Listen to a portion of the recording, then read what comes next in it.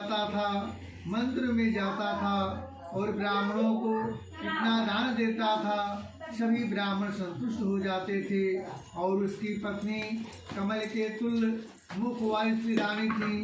वह रानी इस प्रकार थी, एक है धर्म, एक व्रत नियमा, काय वचन मन पद पद प्रेमा।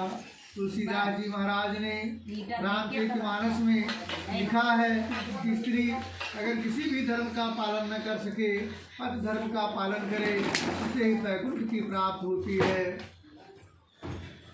और उसकी पत्नी इस प्रकार से थी। और राजा उल्कामुख अपने पिता को पुत्र के समान मानते थे, लेकिन दुर्भाग्य था उनके पास कोई संतान नहीं था। संतान प्राप्ति के लिए भगवान का व्रत एवं पूजन कर रहे थे। इसी समय में एक साथ नामक वैश्य व्यापारी बहुत साधन लिए हुए संगी साथियों के साथ नगर के निकट आ पहुंचा और राजा उल्कामुख को भगवान का व्रत एवं पूजन होते देखा।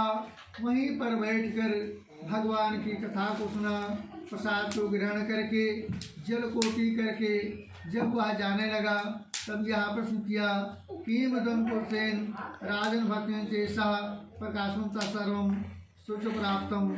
हे राजन, भक्ति चित्त के साथ आप किस देवता का यह व्रत एवं पूजन कर रहे हैं, इसका क्या फल है, क्या विधान है, इसे कब धारण करना चाहिए, कृपा कर मुझे बताएं।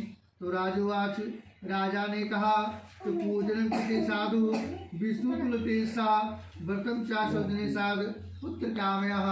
हे साधु नामक वैश्य, हमारे पास राज संपदा सब कुछ है, परंतु कोई संतान नहीं है, क्योंकि कवि ने कहा है कि पति बिन सूनी मांग, पुत्री बिन है घर सोना, और दो मुक्ति मार दो बिन है दुख दूना। इसलिए भगवान का व्रत ही इस दुख से मुक्त कर सकता है। सारा विधियों विधान बताया। तब वह प्रसन्न होकर के भगवान के प्रसाद को ग्रहण करके प्रसाद को ले करके अपने घर आया। घर आने पर अपनी पत्नी साध्वी लीलावती को पुत्र प्राप्त वाले व्रत के बारे में सारा विधियों विधान बताया। और पत्नी दोनों ने अपने मन में यह संकल्प लिया कि अगर मेरे घर कोई संतान उत्पन्न होगी तो हम भगवान का व्रत एवं पूजन करेंगे। ऐसा मन में संकल्प लेने के कारण भगवान प्रसन्न हुए। एक अश्विन दिवसे तसी भारा लीलावती भक्तधन प्राणा गड़बड़ी भवतस्या भार्या सद्यो प्रसातः दशमी मासु तस्या कन्या की जायतम दिने दिने वृद्धे शुक्ल पक्षी। और एक दिन भगवान सत्यनारायण के प्रसाद से संसारवासी पुत्रा गर्भवती हुई। 10वें माह में ये कन्या को जन्म दिया। यह कन्या चंद्रमा की कला की तरह दिन दिन बढ़ने लगी। इसी कारण इस कन्या का नाम कलावती रखा गया। तो एक दिन साध्वी लीलावती ने कहा कि हे स्वामी, आपने पहले संकल्प लिया था कि अगर मेरे घर कोई संतान उत्पन्न होगी तो हम भगवान का व्रत एवं पूजन करेंगे। वह समय आ गया है।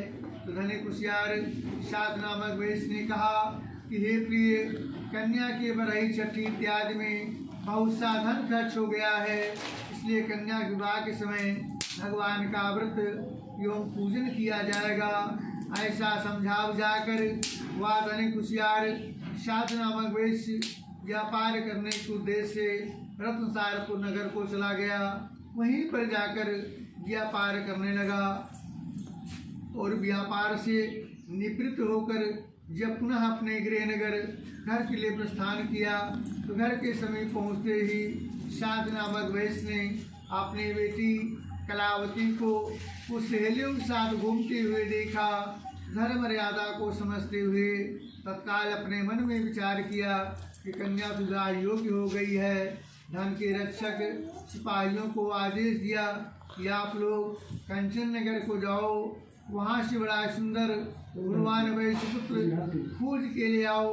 तो वैश्य की आज्ञा पाकर वैश्य सिपाही वैश्य नगर गए। वहाँ से बड़ा सुंदर गुणवान वैश्य पुत्र खोज के ले आए। तब साध नामक वैश्य अपने सभी हित मित्र नाथ सबको एकत्रित किया। सबको बुलाया, सबके साथ मिलकर के भगवान का व्रत एवं पूजन किया। व्रत के प्रभाव से भगवान प्रसन्न हुए और वह इस पुत्र को खोज के ले आया और सबके साथ मिलकर के अपनी बेटी का विवाह कर दिया।